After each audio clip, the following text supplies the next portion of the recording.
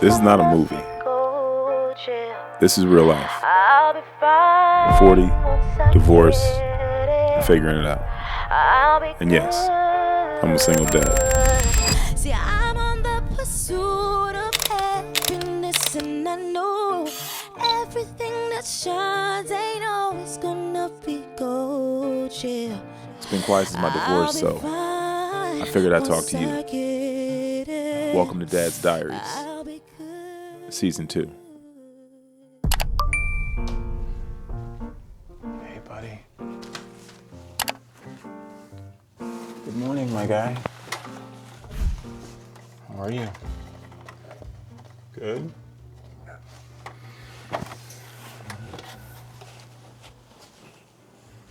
I don't want to go to the basketball game. See, that's why I shouldn't have told you.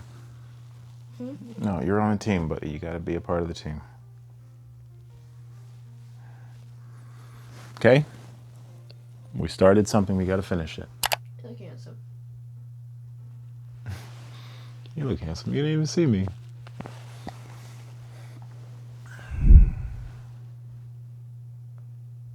Yeah, you look handsome. Let me go start on the pancakes and then we'll,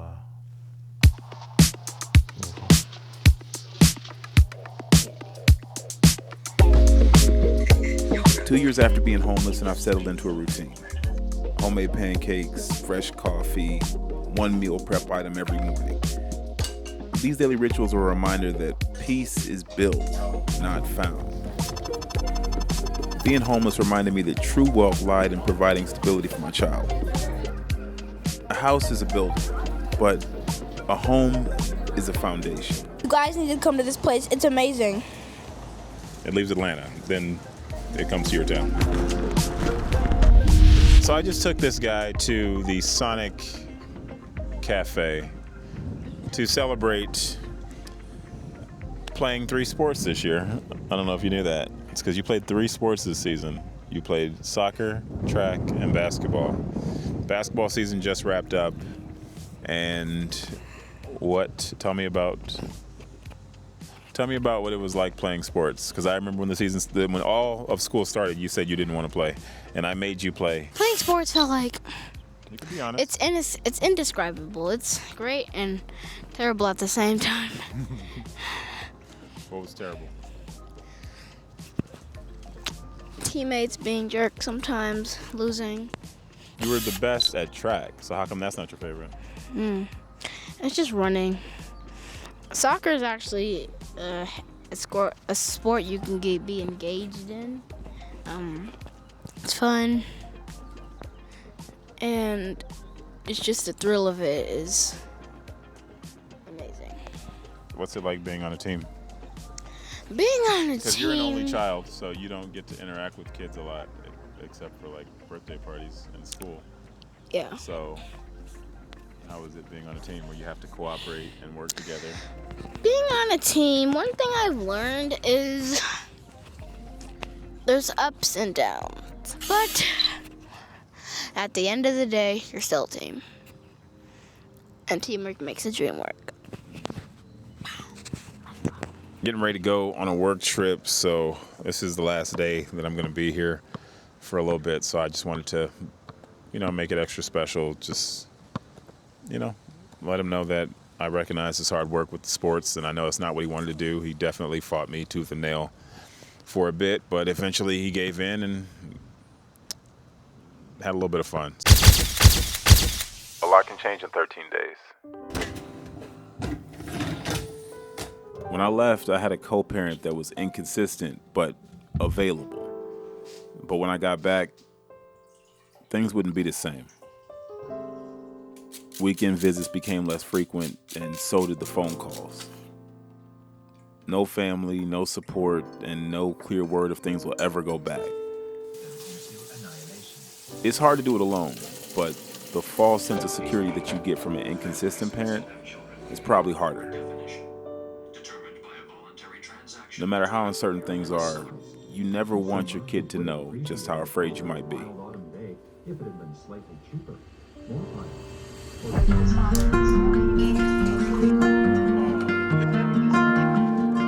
there's something to do, there's just no time to think. And when there's somewhere to go, you can avoid those quiet moments in your head. But no matter how hard I try to stay busy, eventually, I'm alone in my tiny apartment when my son falls asleep. And the sound of silence is unbearable.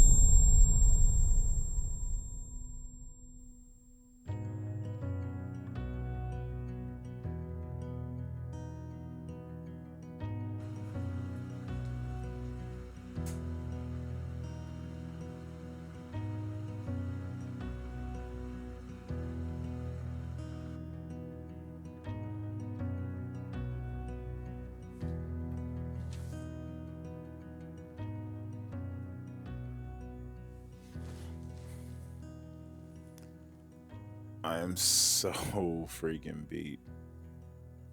I did not mean to fall asleep so early.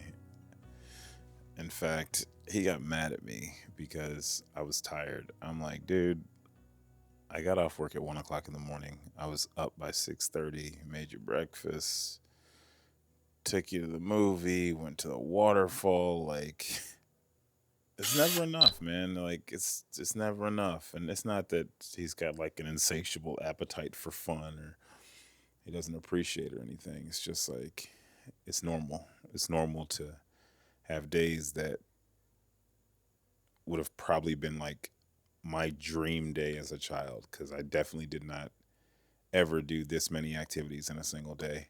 I do feel like I'm trying to make up for the bond that he's not always getting from his other parent. And it's hard because, you know, everywhere we go, we see, what do you call them? Nuclear families. You know, mom, dad, 2 kids, dog, and then there's us. Like, how could you not feel some kind of way about seeing that? How could you not feel some kind of devastation or pain from not having your parents around the way you see other kids? Am I doing enough? Am I present enough? Am I honoring what he needs as a dad? Am I being for him in the way that he needs me to be there? Am I answering his questions? Because sometimes he just wants to talk. He just wants to be heard, and I get it. You know, there's a certain level of nurturing that you're not going to get from me because I'm too busy trying to keep you on task. And I wish that I didn't have to do both roles. Like, I didn't have to do all of it all the time. It's not to say that she's never in the picture. It's just she's definitely not there in the way that I know he would want. My being a Disney dad is just trying to give my kid a lot of things that maybe they don't need, a lot of experiences, a lot of fun, but it's because I'm also giving him a lot of discipline, a lot of chores, a lot of hard work, a lot of correcting, a lot of coaching. And I don't want it to always feel like dad's the one who's not fun. Ain't no one doing the shit that we doing. Ain't nobody moving the way that we moving. Hop out the Sprinter and shoot us a movie. And get us some jewelry. Rocking the newest, but that shit ain't new to me. Watch how I do it, you think that it's two of me. They just be fluffing and that shit is foolery. Coolin', but that shit ain't cool to me. I'm as hot as it gets. Yeah, they not on the list. Took a shot of success. Hit nothing but net. Yeah. So they hit the rim. Changing my number and took out the sim. I'm on my hustle, I'm back in the gym. I could be humble or I could go in. I go for the win. We got it next. That's how you finesse. We come for they next. We come to collect. Did it all on my own, yeah. When it brought it back home, yeah. Now they calling my phone, yeah. But I'm all in my zone. They not a threat. Tell them reset. When they're at their best, we still not impressed. Did it all on my own, yeah. When it brought it back home, yeah. Bought a watch with the stones, yeah. Caught them watching my throne. Good morning. It is 5:30. I'm up early. I'm trying to get ready for the week. I have a million things to do, mostly meal prep. Meal prep only gets me through a few days. Like it gets me through Thursday because I'm only putting things in the refrigerator. But what I haven't been doing is making enough food and freezing it so that it's there for whenever. So this week, that's kind of what I'm on. Like I got a bunch of meats laid out here. I got cookies. I went and bought a bunch of jars and containers, and that's the plan. Like I really need to make sure that I'm making things for the future. Went and got a whole bunch of new recipes. We're gonna be making gummies, and I made some granola yesterday. In order to explore new foods, I have to have food that I'm not having to make for today, and freezing stuff is gonna help that. So this week I've spent a little bit more in groceries, hoping to make a couple of extra meals, and slowly as I build up extra meals, those are gonna be frozen. Then they can rotate down into the refrigerator, and we can get to the point where we can get to making some even more new and more exciting foods. What else is he asking for? Like gummies and things like that. And I just don't let him usually have those things because I can't control what goes in them until now. Your love, on your touch, oh, it's what I'm living for. Say I'll never waste my time. I'm all you want. Oh, yeah, we live it up. I know for sure that I'll always be yours. We could be spending time chasing nights, cruise the one until we see the sunrise. Hit my line, we align. Every night with you's the time of my life. Bev and Alex Gabby. We don't feel no pressure. And you make everything easy, everything except leaving on. I'll never make you my enemy. Can't get enough of your energy. Know that you're feeling the same way. Yeah, we live it up. I know for sure that I'll always be yours. Hold on to something.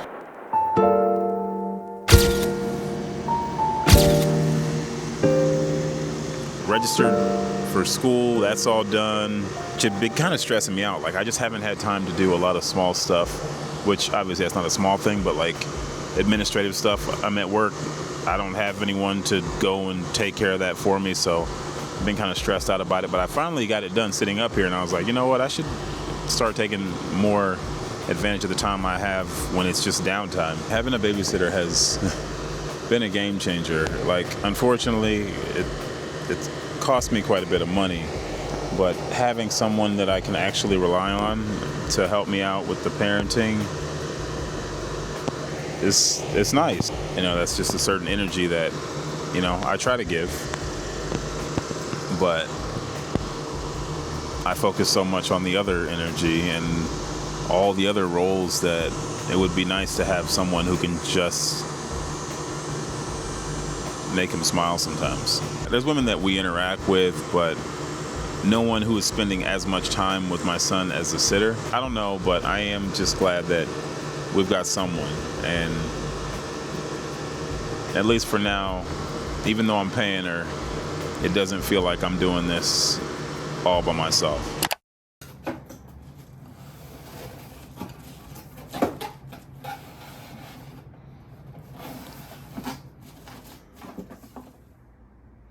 There is nothing like seeing your kid this excited. But on the flip side, there's nothing worse than seeing them disappointed.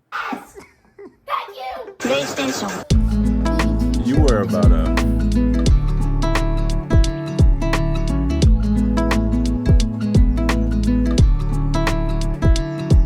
So what did you want that you didn't get? I didn't want anything. Always want something. What'd you want? I didn't want anything. Okay, you know what? Let's listen to you complain on your PlayStation 5 with your brand new Sonic game that you've only beat 2 levels on, that you've had for almost 6 months now. I'm sorry, with your new clothes on that you didn't ever purchase. Or we can talk about the lunch that you just had that you didn't prepare, or the breakfast that you didn't prepare. I haven't made the lunch. No, oh, okay. You made the whole lunch, right? I said a time. You washed a couple dishes and now you made the lunch. You're right. I said time. No, you're right. I forgot. Yeah, then you drove us to the store and then we bought the supplies that we drove need. us. Oh, no, that was all you. No, it wasn't and I can't. I'm merely a spectator, dude. I don't even know what I'm doing here. What is my function? What do I offer as a dad? Oh, to serve you. Unbelievable, man. I didn't even say that. Being a father is indeed a thankless job. That's okay. Why didn't you do anything? No, you've done everything, in fact. You just reminded me. I totally forgot. Here I was thinking that I'm contributing, but really, I'm just getting in your way. So anyways, it's Sunday evening. We're getting ready for school again. You need another haircut, right? I'm going to clean this up. I guess we'll add a haircut to your long list of wants and desires. No, it's I forget sometimes how little I contribute, and then you remind me. No, never enough though. You do. You contribute a lot. You know, I'm probably in your way, in fact. You're not in my way. In the words of the great Morgan Wallen, I guess I'm the problem. If I'm the problem, well, you might be the reason.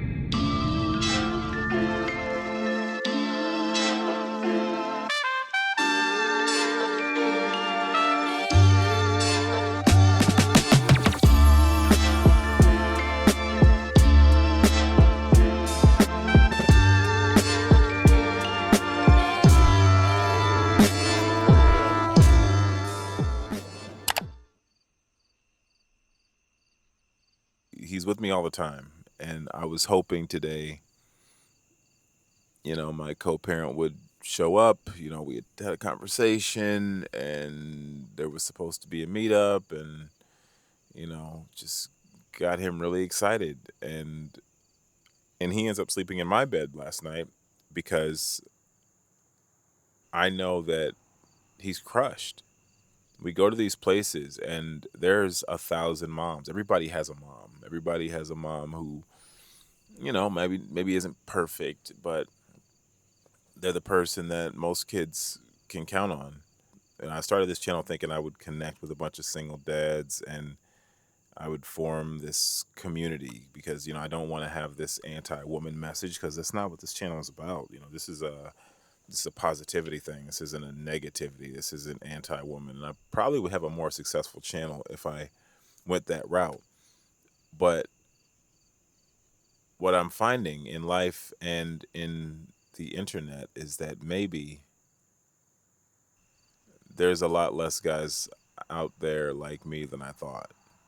I thought I would be connecting with all these guys and we would be sharing our experiences and talking about everything. But it seems like the internet just wants me to be super negative about women and be angry. And I'm really blessed. Like, I know that I'm in a privileged position to even have some of the concerns that I have. I see all the stories. A lot of guys don't get to spend time with their kids. They got restraining orders and crazy custody agreements, and they only get to see him once every other week or in the summer and stuff like that. So it's like, honestly, sometimes I feel like I'm showing off, and that's not my intention at all, because outside of those happy moments, it's just so much loneliness and isolation and feeling different. And I just kind of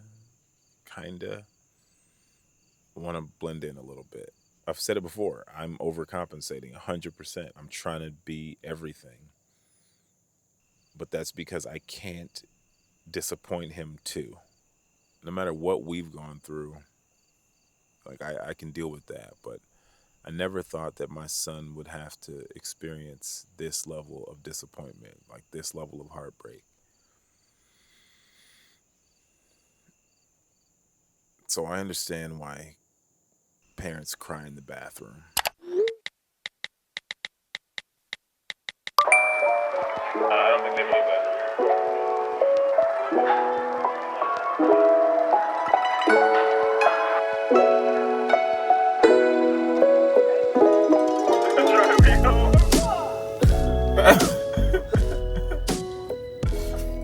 So how do you feel about your all-you-can-eat sushi? Is it exactly what you wanted for your birthday? Are you regretting this decision? I love it. No regrets.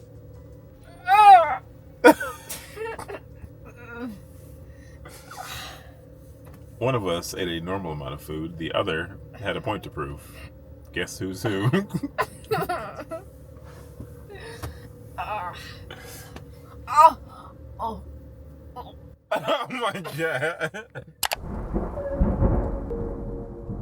Every time I think that I'm doing okay, like that I really have some things figured out, that I'm making progress, that, this life that we're building is going somewhere,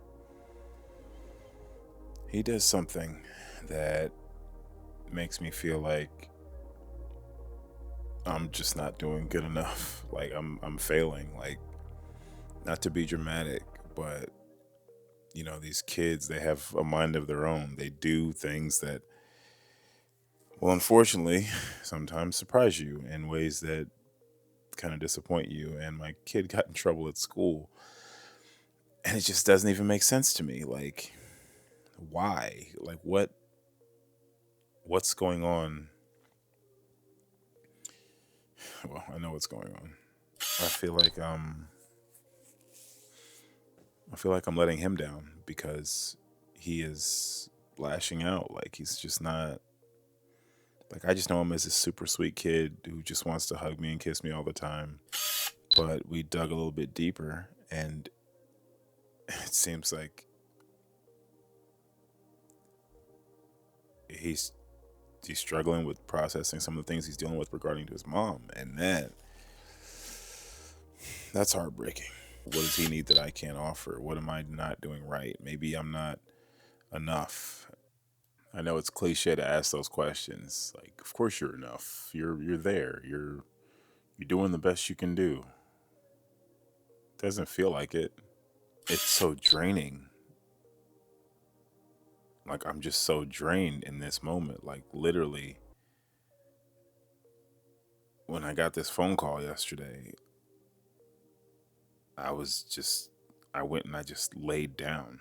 I was crushed. I was devastated. I was shocked. I was disappointed. I was upset. I was deflated. I didn't feel like I was enough. I felt like he needed more.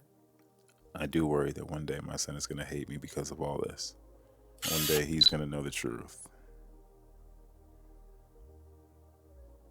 And as a man, maybe he'll decide that I handled it the wrong way.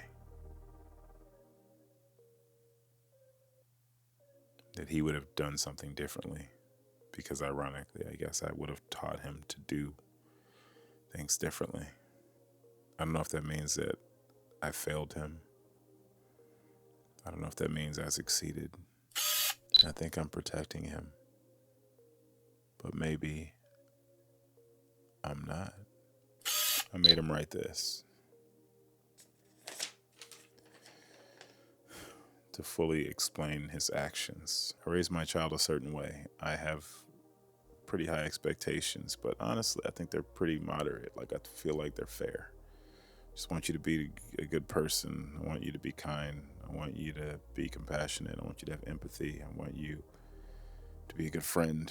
I want you to just be a kid, But I got a phone call that he's doing things that I've never taught him to do.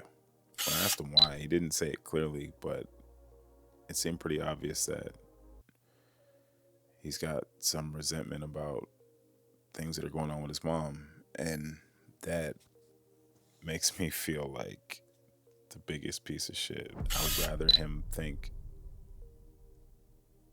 less of me than less of his mom. And I'm at a point now where I'm not sure if that's the best thing going forward. He's at the age where he's gonna have real questions, and like, I don't know what kind of answers I'm gonna give.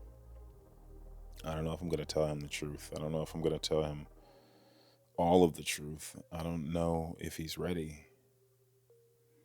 And also, I'm starting to think that maybe it won't matter. Like, maybe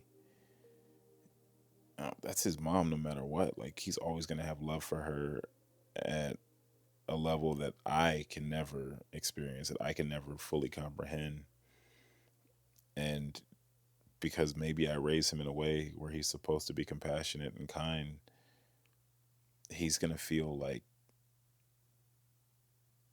I didn't show that kindness, that I didn't show that compassion, that I didn't do everything I could have done. And that scares me. It scares me to think that I could raise him for 18 years and one day he could turn and look at me and say,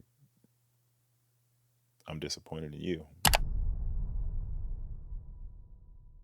This is a Spinosaurus out of an entire roll of tinfoil and these fake Lego feet. I had bootleg Legos, and they came with these weird, like, dinosaur feet, so I just glued them on. Don't ask why I got fake Legos. I just got them. I know why. Because they're cheaper than real Legos. In 2006, a film was released about a guy chasing a dream job. And I can't shake the parallels. That film was called The Pursuit of Happiness. It shows the adversity of a single dad, but it didn't really touch on the relationship between the son and his mother. In real life, co-parenting is never that clean. The child is pulled between two narratives, both parents agonizing over being either resented for the breakup or for not being there enough afterwards. It was a crazy summer. I'm sorry it took me so long to make this video, but like I always say, these are very much real. So these are experiences that I'm living, and I'd rather not record them in real time, even though I capture them as they happen. I will say it's kind of poetic that the entire theme has been me doing it by myself, not having help, and, you know, mom just kind of being in and out. But here I am filming this video because she's back.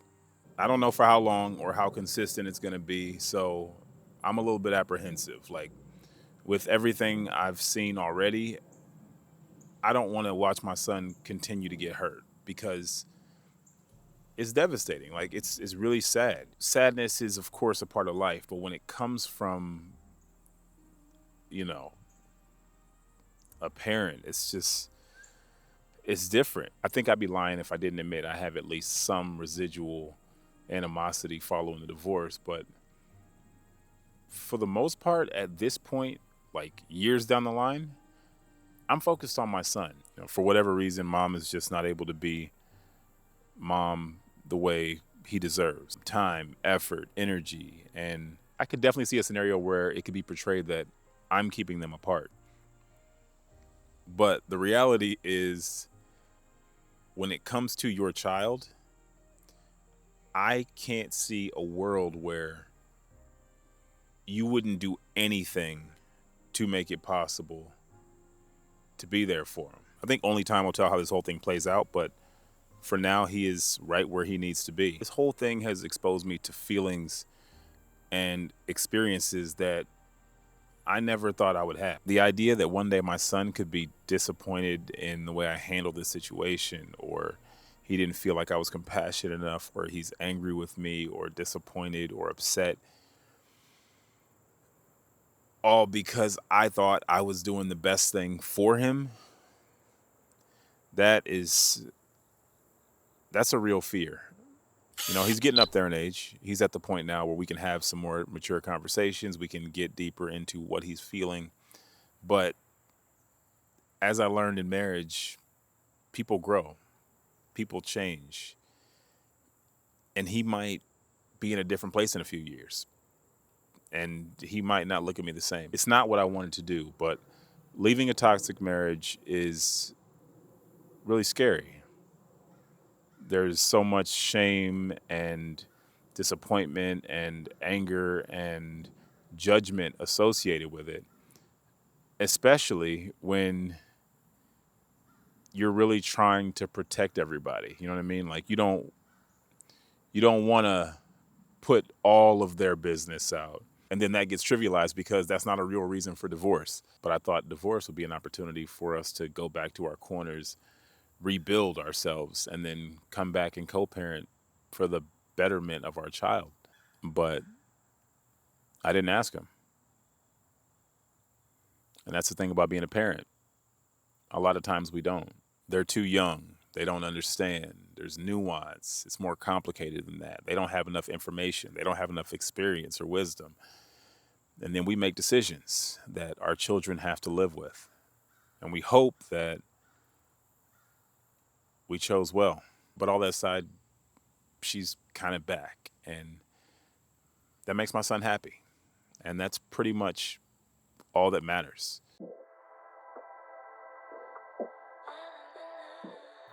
I'm focused on giving my kid a great life, so it's not about my pursuit of happiness. It's about his. With you